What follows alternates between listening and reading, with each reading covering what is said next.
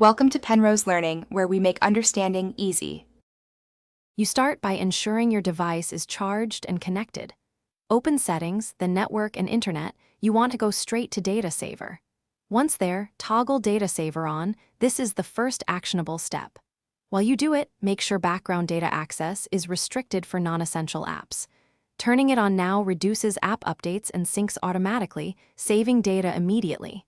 If an app needs full access, mark it as unrestricted rather than turning Data Saver off entirely. Once Data Saver is on, go into the app list and review which apps can use unrestricted data. You want only messaging or navigation apps that must run in real time.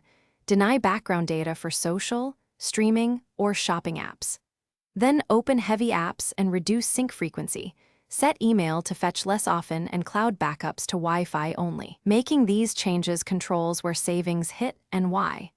Background sync and auto updates are usually the biggest data drains, so restrict them deliberately.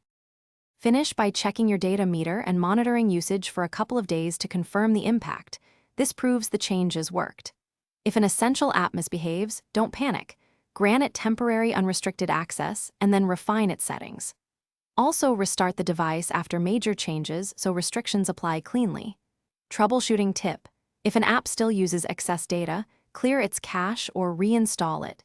Corrupted settings can bypass Data Saver, so reset the app to restore proper limits.